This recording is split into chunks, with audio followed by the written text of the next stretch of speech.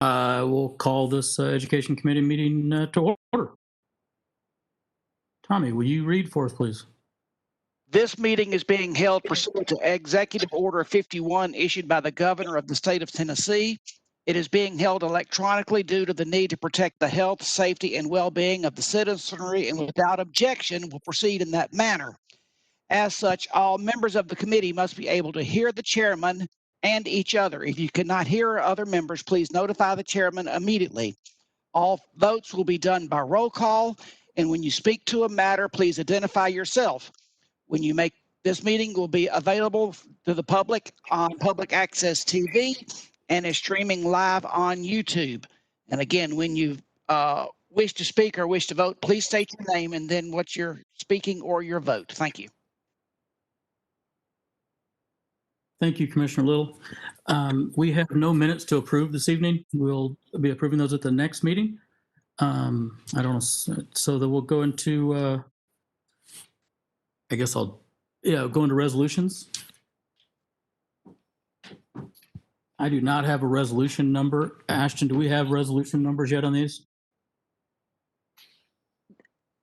They were filed today. The one that was filed earlier by Leslie Holman is 10-20-1, and I'm not sure what the other one is. So I believe this one here that I'm getting ready is 10-20-1. Requested by the Board of Education, resolution approving lease purchase agreements for Chromebook computers for digital learning. Beathard, move for approval. Commissioner Hester, second. Thank you, Beathard with the motion, Hester with the second. I think the resolution title pretty much is self-explanatory. I would love to hear from someone from the school system on the reasoning for this, if that's all right. Thank you, Mr. Chair, and thank you, commissioners, for participating in this. This is one of two items, both of which are related to Chromebooks. One is coming from us, and one is coming from the county to help us go through the process of serving our students electronically. So this particular item is not a funding resolution for you. It's a request that you approve a lease purchase agreement at 0% interest. So the essence of it is that we'll be committing to 4 years of a payment to obtain additional Chromebooks, and from this is really for us an outside the box kind of thinking to deal with us trying to quickly move to have every student actually have a device. You all may recall that we made a similar request of you. I'm ballparking about 6 months ago. You approved that, and we got probably close to half of the devices that we needed, and we were using some devices from this past years that we had intended to retire. We've got some additional information, both internal and external, that have led us to conclude that our next best use of some of our capital funding now is to purchase some additional Chromebooks. And that's why it's not a funding resolution, but again, it is a commitment to a 4-year payment that will affect us budgeting for the next 4 years. So the internal short version that I'm going to allow Mark Samuels and Tim McNeese to add to is we're having some problems with some of the existing devices that we were planning on retiring. It's kind of what we anticipated. So we're muddling through with some examples of issues related to sound and their capacity with some of the apps that they're serving. The external issues are related to schedules that we're anticipating from Dell based on the volume of device requests that we're getting and that we're hearing about from people all across the country and theoretically the world, in our hope that we can get these devices now rather than run the risk that they come later than we need. So I know Commissioner Tunnicliffe had asked us some specific questions, so I'd like Mr. Samuels and Mr. McNeese to give a little bit more detail about those two issues I mentioned. Gentlemen, either one of you, please.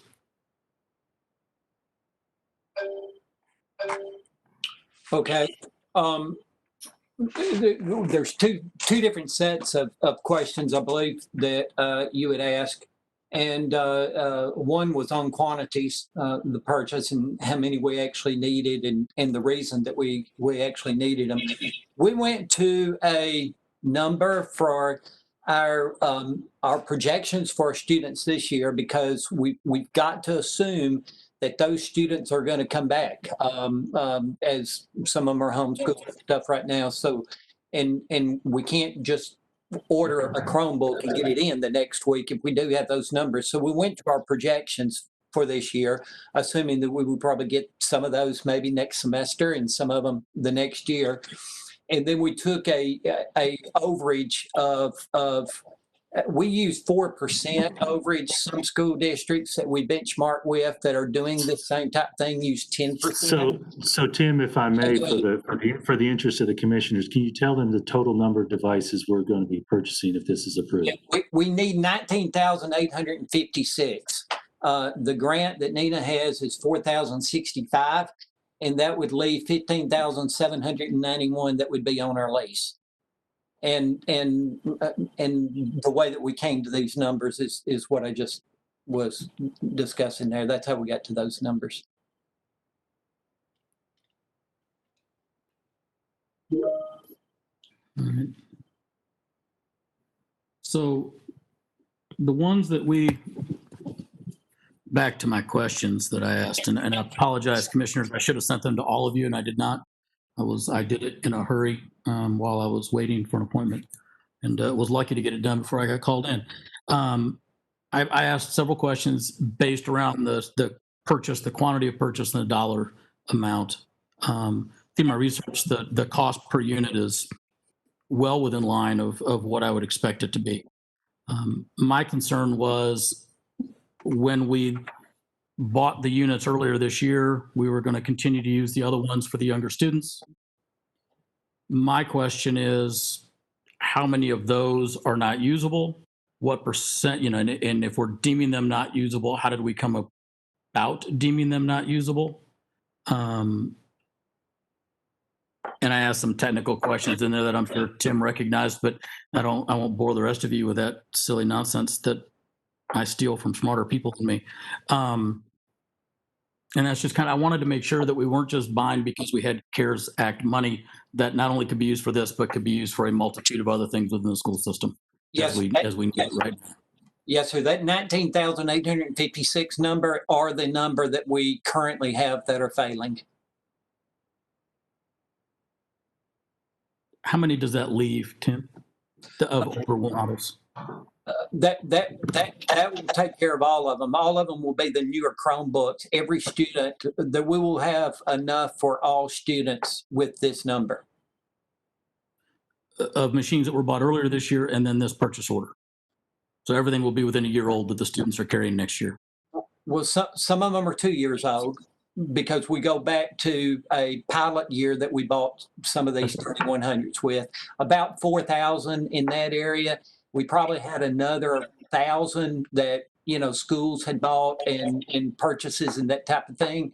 We had a few that we purchased with like the opening of our new middle school, the opening of our new elementary school last January. So you add all those numbers up together, we only need 19,856 to complete that. So Commissioner Tunnicliffe, from a scheduling perspective, this is what I anticipate. With these lease purchase agreements being at zero interest, we'll have a regular payment on these from either 3 or 4 years, depending on the batch. And these, I anticipate, based on my experience, and Tim's the expert, based on what we've done in the past, these are going to last probably in the 5 to 6 year range. So absent growth, we've got our Chromebook expenditure fairly well defined with this. That's correct. For the next 3 to 4 years. All right, Tim, if you don't mind, out of the 19,856, which we're replacing, I assume that's what we're doing is replacing almost 20,000 of them. Is that correct? Yes, sir. Okay. What's the average age of those units? They're 5 to 6 years old. Some of them are getting to 7 years old. So anywhere from 5 to 7 years old. Okay. And pardon me for being cheap and frugal and trying to get every penny I can out of a used piece of equipment. Sure. What are the challenges we're having with those? And we think it's due to their processor, but they basically, for remote learning and some of the high multimedia things that we're doing on them, they just can't handle the processor, the CPU, and also the video usage just can't handle it on these. And we've done several tests to show that.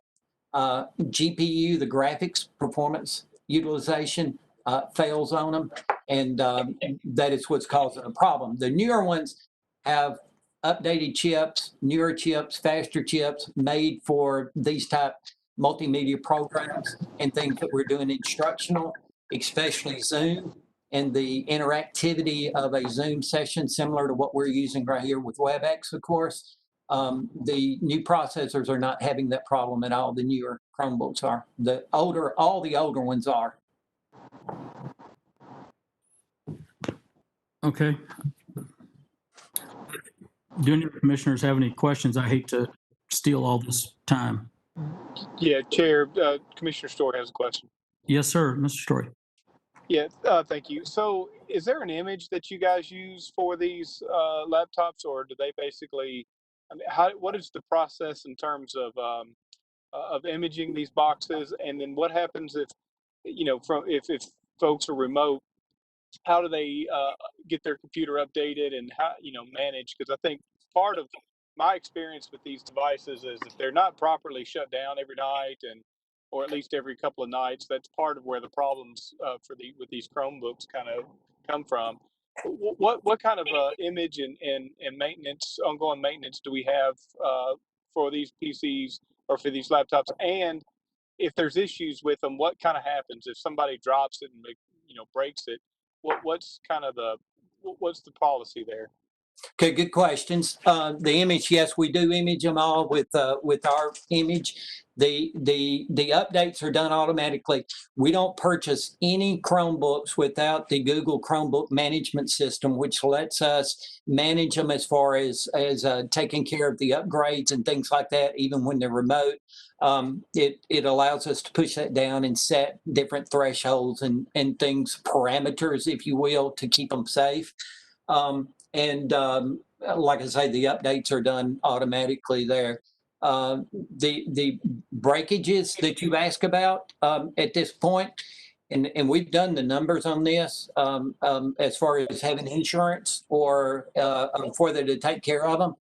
So far, that hasn't been bad, and it wasn't in our pilot schools last year. We had very few compared to how many we put out there. And up until this point, and as long as we can be able to do that, we are replacing those. Oftentimes, if we replace a broken one that has a broken screen, there's another one that we've had turned in with a broken keyboard. Our technicians are certified. They can go in, they take one screen off. We rebuild those back with their parts all the time, and that seems to work very well. Outstanding. Thank you. Mr. Chairman, could I ask what the cost per unit is for these Chromebooks, please? This particular group that we're proposing to purchase is $369 per unit. But again, our plan is to space that purchase price over 4 years for this particular resolution. The next resolution that's before you is a proposed outright purchase from the county. Yes, sir. Thank you, Miss. Thank you. Yes, ma'am. Was there another question I heard? Yes, and I apologize if this question has been asked already. How do we plan on recycling the units that we're replacing? Will we be selling those devices? Will it just be a recycle, or will we get costs from them? Just a quick question. I don't know. We have, and Jason, you might have been going to answer this question, but we have 2 or 3 different recycling companies that we are working with currently. And there is some value. It's not a lot, but there's some value in Chromebooks. And what we will typically do through our purchasing department is poll those and see what kind of prices we can get for them. I mean, it won't be much, but it'll be $1, $2, $4 or something per. We'll just see how much we can get for them. But they will take care of recycling them in an appropriate, clean, green way, whatever they do.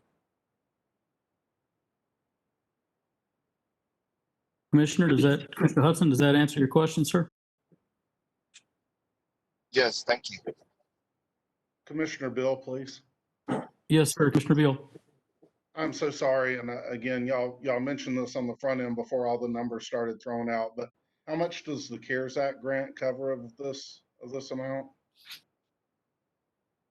So Commissioner, this particular purchase is actually coming from capital funding that you all have approved, and we're redirecting some of our capital funding based on the need.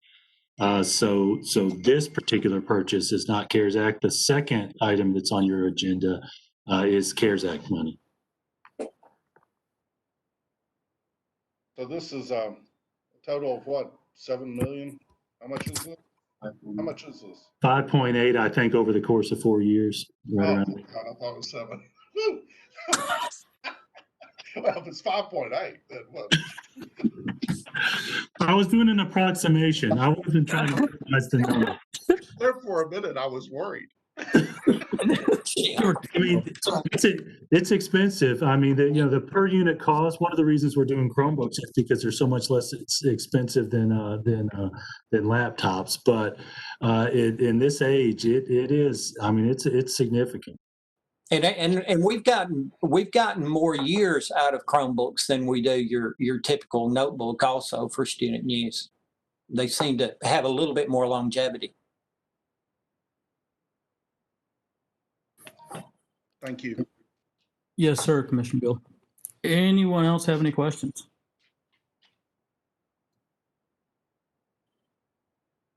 All right.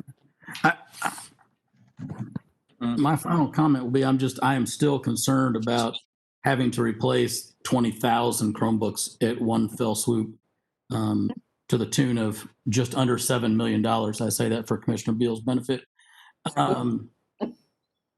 So that is a challenge for me. And I will, Tim, I would love to chat with you tomorrow, and I'll give you a shout at the admin center down there if you don't mind. Sure. Okay. No more discussion. We can bring this up for a vote. We'll have to do a roll call vote, I believe. I think that's correct. Wait. All right. I was waiting for a nod. I got verbal instead. That's awesome. Thank you. We'll start at the top. Commissioner Beathard. Beathard, aye. Commissioner Hester. Hester, aye. Commissioner Story. Story, aye. Commissioner Hudson. Hudson, aye. Commissioner Beal. Bill, aye. Commissioner Tunnicliffe, aye. We have passed that resolution. We will go to the next resolution. Mr. Chairman, may I say thank you to all of the folks, Tim, and I'm sure many, many others. Thank you for all the work you've done on this check. It's mind-boggling to me, but repairs and keeping up with them, and thank you. It's changed on us, but we're trying to keep up with it. Yes, sir. Thank you, Commissioner Hester. Coming from that industry, I take it for granted everyone has a desk of help people, and I forget to thank them. So thank you. Okay. Our next resolution, excuse me. Thought I heard something. Our next resolution, I do not have a resolution number 4. Resolution authorizing Williamson County, Tennessee to purchase Chromebooks, amend the capital projects budget, and to accept reimbursement from the Tennessee CARES Act management system in the amount of $1,499,985. Reimbursement to come from the CARES Act. Do I have a motion? Move for approval, Hester.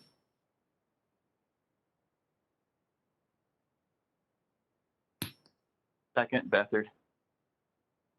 Hester with the motion and Beathard with the second. Thank you. Um, Once again, it's self-explanatory, but Mr. Golden, would you mind addressing this for us, please? Sure, and Nina is here. Nina Graham is here as well for the county. In many discussions that we've had with county government with Ms. Graham and talking about our needs, the county has some CARES Act money, and the proposal from her, and I'm speaking for her a little bit, and from county administration, is to use a portion of the CARES Act money for devices. This will actually purchase 4,065 devices as part of our overall plan. Ms. Graham? Yes, this is part of the CARES Act funding. This money is going through the state of Tennessee. They allocated this to local municipalities, county governments, and cities based on population. So Williamson County was allotted that a little over $3.4 million. Once we started going through the county's expenses related to COVID, we did realize that we don't think we would get up to that full 3.4 million. And we knew that the schools were in need of some more of the Chromebooks. So that's how this came about, that we felt like we could allot at least that much to go towards the Chromebooks. Thank you, Nina. Commissioners, questions, comments, concerns?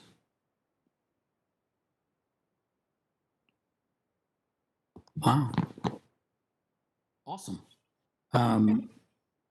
There being no discussion, we will put this for a vote, I think. Commissioner Beathard. Beathard, aye. Commissioner Hester. Hester, aye. Commissioner Story. Story, aye. Commissioner Hudson. That's aye. Commissioner Beal. When Nina describes it, I have no questions. It's just when Jason and Tim describe it, that's when I have questions. That's when, Bill, aye. Oh, my word. Commissioner Tunnicliffe, aye as well. Wow. Okay. I don't know how to respond to that. Thank you, Commissioner Beal, for your input. I would, is there any new business Chair, from anyone? Chair, Story, Commissioner Story has a question. Yes, sir. Thank you. Last week last meeting, we voted on some additional COVID resources for just the ongoing activities and struggles and trials that you guys are dealing with. It seems like we've got a little more information on on at least one of the positions for the executive director of COVID activities. Can you give me a little more detail of what that job function will be? And because I guess one of my questions is especially with the contact tracing and whatnot moving to the county, what is going to be the specific charge of this position? Sure. Well, number one, the contact tracing has officially always been with the Williamson County Health Department, which is actually a state agency. But for practical purposes, our staff is doing a large piece of the work related to that.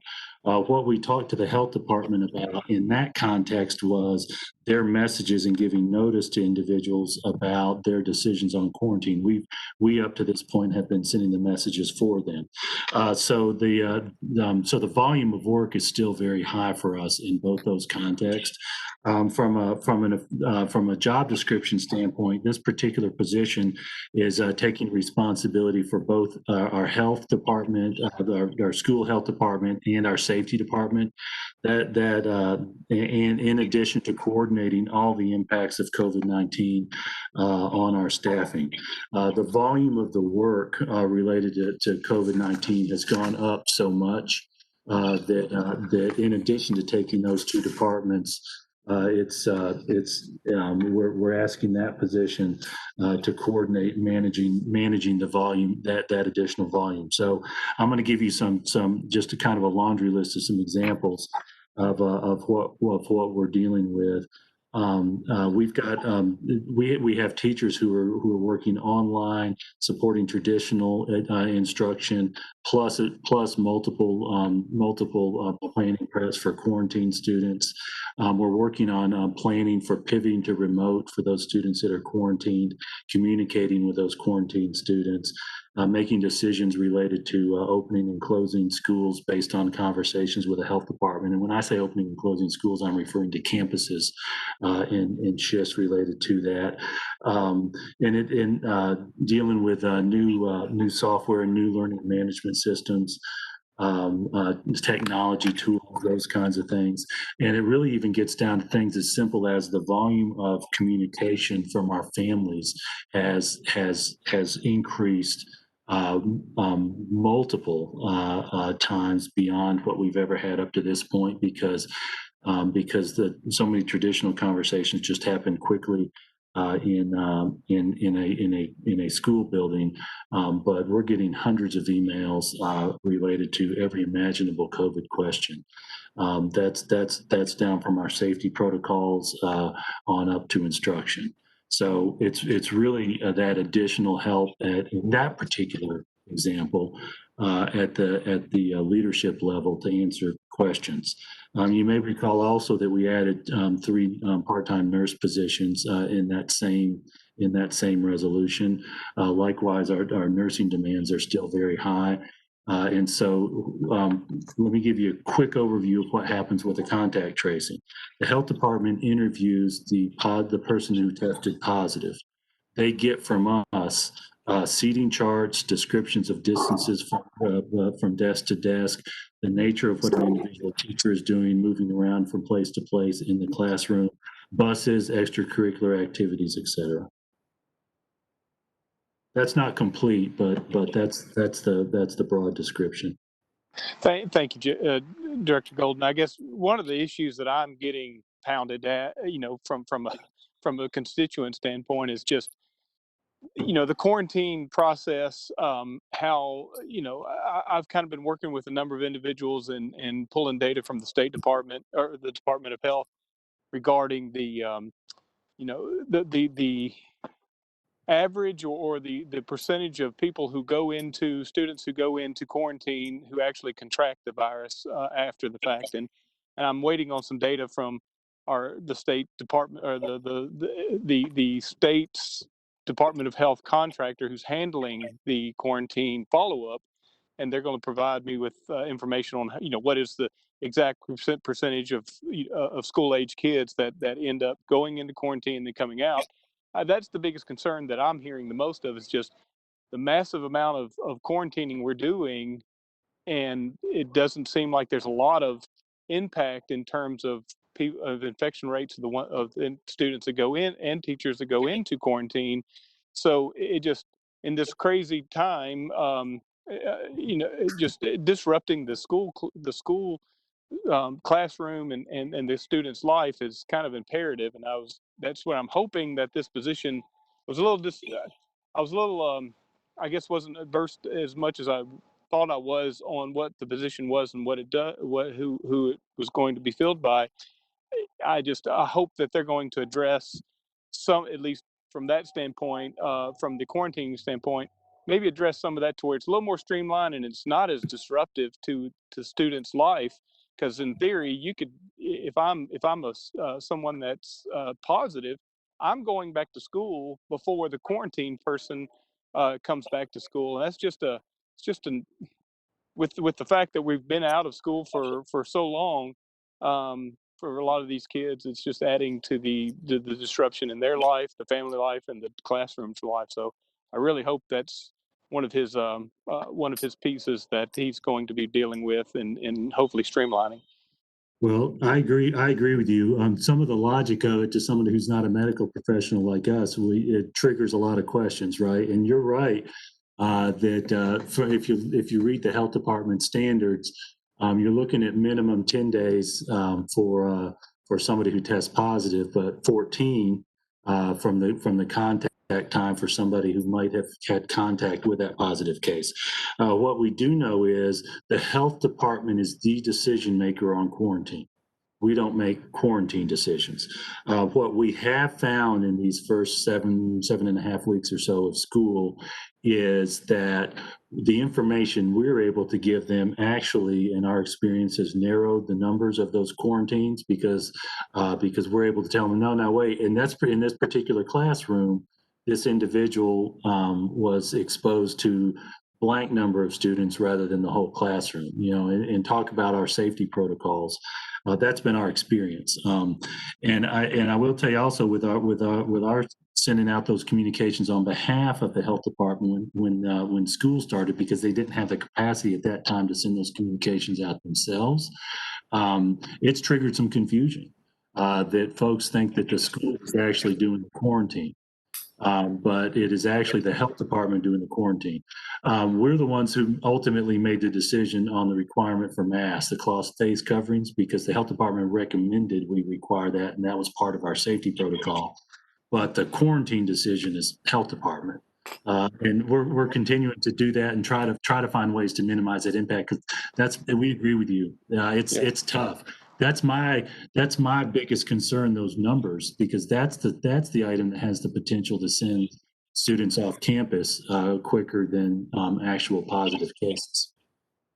Indeed, and I think that's part of what I hope this position will also do is help coordinate the information and what reality is, because I've heard everything from it was a dictate from central office to how and when to it's the nurses on site at each school that would potentially be the driver of who quarantines or not, and then of course as you just said it's the health department that kind of makes that determination. So yeah, thanks for your update, and we'll appreciate your time. Yep. Thank you. Mr. Chairman, may I ask a question of Dr. Yes, ma'am, please. Thank you. Dr. Golden, have we been able as a school system to purchase quantities of antibacterial, antiviral, alcohol solutions, or whatever solutions are determined to be the best? Are individual teachers having to pay for wiping down their desks out of their own pockets? So, ma'am, that's a great question. We have bumped up our custodial purchasing for antivirals, and a lot of those are alcohol-based, the hand sanitizers. Mark Samuels is sitting actually across from me, socially distanced. He came in because he was having a hard time with volume access, so he came over from another office. I'm going to have him come closer. I'm going to put my mask on and let him respond to that. Thank you, Dr. Golden. Good evening, Commissioner. In addition to the hand sanitizer requirements that our janitorial contractors are required to provide, we also have provided bulk hand sanitizers to the schools initially, and the school site-based budgets should be replenishing some of those. So there should be no reason for teachers to have to take out of their own pocket to provide those hand sanitizers. We also have encouraged parents as part of the school supplies this year to send hand sanitizers to school with their students, for their students to use at their desk, as well as share it as may be necessary. With that being said, I will tell you, I guarantee you there's some teachers who've purchased some themselves because that's who they are. Yes. Thank you, gentlemen. Thank you, Mr. Chairman. Yes, ma'am, Commissioner Estrick. I have one last question for you, Dr. Golden. I was just corrected. Jason, on construction as we move through COVID and how that's going to affect our budget and moving forward on things like Brentwood Middle School, as many of my constituents like to ask me about every time I see them. Number one, Mr. is fine. Mr. Beal knows that. And I will tell you, referencing Mr. Beal's willingness to question us versus Nina, I haven't ever seen anyone better than him in talking with children when he was juvenile judge. I've got to toss that. I've got to toss that in. He was great with that. So I don't know how that relates to him feeling like he needs to ask me questions. But so number one with COVID, as I told you all when the budget started months ago, we cut our original proposal to you by about $12 million, and we're working off this budget year. COVID has added some expenses. Leslie Holman, our CFO, who couldn't come tonight, is tracking every single COVID-related expense. We're putting those in a different account number. And one of the reasons for that is because we're getting messages about our ability to trade some things out of COVID, and then we get different instructions, and then they'd say, well, no, we've switched to this. So we're making sure we track everything so that when the final decisions are made, either at the federal or state level, we have that tracked. Some of that is a little bit unpredictable at this point. As I will tell you that, like as an example, the 3 nurses, that was something that we know for sure we would not have added at any time until we reach the point of having more schools and actually needing those nurses. You also asked about Brentwood Middle, right? And we're at the master planning stage for that. When we rebuild Brentwood Middle, it's going to take a plan to squeeze the students into existing portions of the building as we tear down other portions. And we have our architect working on that at the beginning of that stage for master planning. I will tell you also, the building that's in between the main high school building and the middle school building, the STEM building, that you all approved a few years ago, that opened about 2 years ago, maybe 3. It's actually going to be very useful in that because we do have some middle school students using a portion of that building. Mark Samuels is here from a scheduling standpoint. I can't remember off the top of my head where we have it on our 5-year plan. I usually have that ready, but our board is actually making decisions on the 5-year plan in November. And when we'll revamp those numbers for you. Thank you, sir. Any other questions for our friends from WCS tonight, guys? May I, Mr. Chairman, say again, I want to thank all the administrators and all of the teachers. It just seems to me like you are doing a juggling act and doing it extremely well. I honestly can't imagine trying to teach in a classroom online, quarantine students. It's to me, it's mind-boggling, and I just want to say thank you. Well, thank you very much. It's unprecedented for so many people. It's an incredible lift. I will add on the teachers. I make a point of talking to as many as I can and thanking them for what they're doing. They are some amazing folks, and we're lucky to have them. Absolutely. No other comments being seen at this time. I will entertain a motion. Commissioner Hester. To adjourn. Yes. I heard 2 adjourns. I heard 2 motions. Anyone have a second? I'll second that motion. I don't know who had the first one then, but we're good. We are adjourned and so moved. Thank you all very much. Have a great evening. Thank you.